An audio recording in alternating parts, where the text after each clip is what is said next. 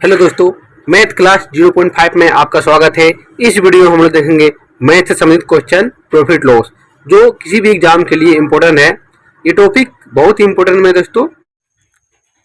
Question है, एक दुकानदार चीनी को इस प्रकार बेचता है कि 950 ग्राम चीनी का विक्रय मूल्य 1 किलोग्राम चीनी के क्रय मूल्य के बराबर हो। उसका लाभ प्रतिशत कितना है? चीनी का जो विक्रय मूल्य है वह है, चीनी का विक्रय मूल्य 950, चीनी का विक्रय मूल्य 950 बराबर है क्रय मूल्य यानी कि 1000 सीपी के बराबर है। ठीक, क्वेश्चन में कह रहा यानी कि एसपी बराबर ये हो गया वैल्यू, और बराबर के बराबर एसपी बराबर ये हो गया, और इसका सीपी बराबर सीपी हो गया। यानी मेरा प्रॉफिट कितना हो रहा है? प्रॉफिट मेरा 95 हो रहा है। 1000 में 950 घटाएंगे तो 50 मेरा प्रॉफिट हो जाएगा। तो प्रॉफिट प्रतिशत निकालने के लिए हमको प्रॉफिट बटे सीपी, सीपी मेरा 950 और गुना 100। ठीक, इसको काट दीजिए आप 19 से, इसको काटेगा नहीं तो 100 बटे 19। पूर्णांक में इसका आंसर आ जाएगा 19 पच्चे 95, 19 पच्चे 95 और 5 100, यानी कि ये ऑप्शन नंबर ए इसका है आंसर।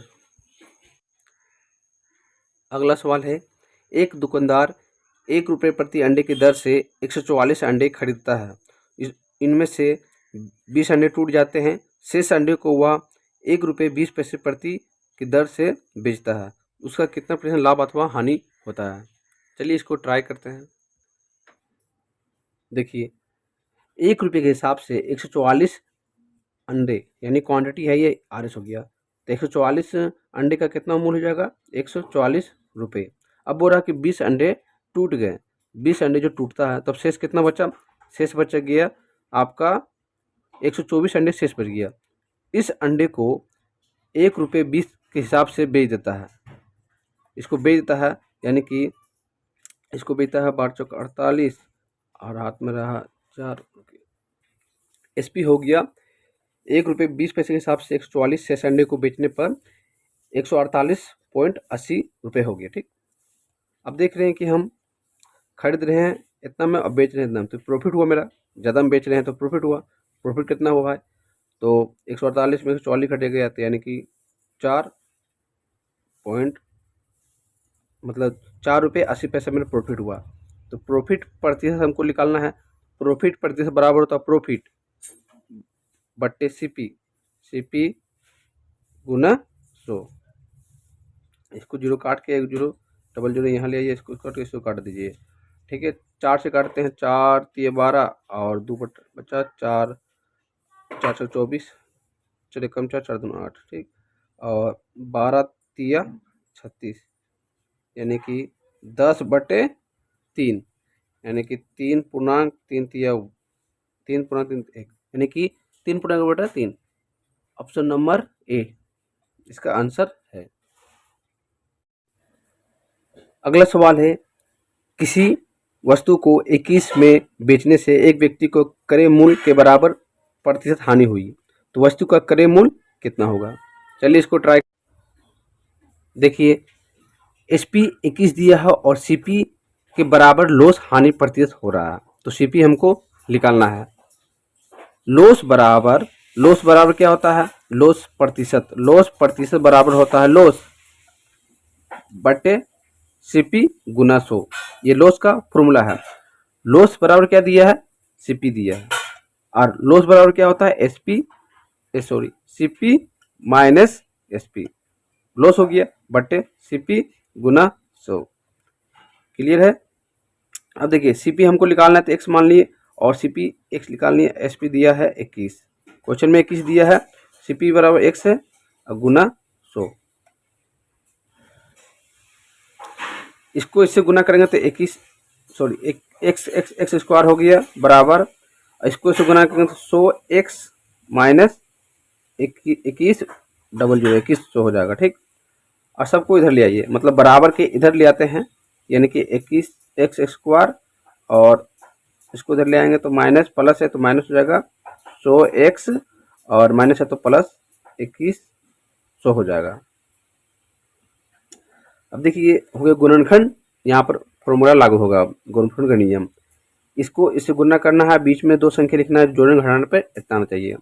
इसको आप गुणनखंड विधि से बना सकते हैं, या फिर आप एक ट्रिक है, जैसे मान लीजिए कि हमको 2 संख्या लिखना है जो दोनों गुना करने पर इतना आना चाहिए। मान लीजिए कि 21 को तोड़ेंगे हम, 21 को हम तोड़ेंगे तो 3 और गुना 7, 7 या 21 होता है। एक जीरो यहाँ, एक जीरो यहाँ बैठा देंगे तो हो जाएगा 21 हो जाएगा मेरा। और दोनों को जोड़ देंगे, ये घटा देंगे, दोनों को जोड़ेंगे तो मेरा आ जाएगा 100। ठीक, तो इसको हम क्या करेंगे, हम 30 और 70 को, मतलब मेरा यही आंसर आएगा। ठीक, यानी कि 30 और 70 मेरा ये ऑप्शन में दिया है, 30 और 70 मेरा आएगा आंसर। नहीं तो फिर आप 2100 को आप एलसीएम ले लीजिएगा तो आपका वही ही आएगा।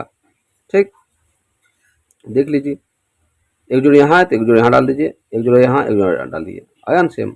यानी कि 30 और 70 मेरा ये आंसर आ जाएगा। ऑप्शन में आपका ये है। चौथा क्वेश्चन है, किसी वस्तु को बेचने पर एक व्यक्ति उसके विक्रय मूल्य के 25% के बराबर लाभ कमाता है, उसका लाभ प्रतिशत कितना होगा। चलिए इसको भी ट्राई करते हैं। क्वेश्चन में कह रहा है कि किसी वस्तु को बेचने पर 25% के बराबर मेरा ये क्या हो रहा है, लाभ हो रहा है, यानी प्रॉफिट हो रहा है। ठीक है, एसपी काट के हम इसको एसपी यहाँ ला सकते हैं, यानी कि 25/100 बराबर प्रॉफिट बट्टे एसपी।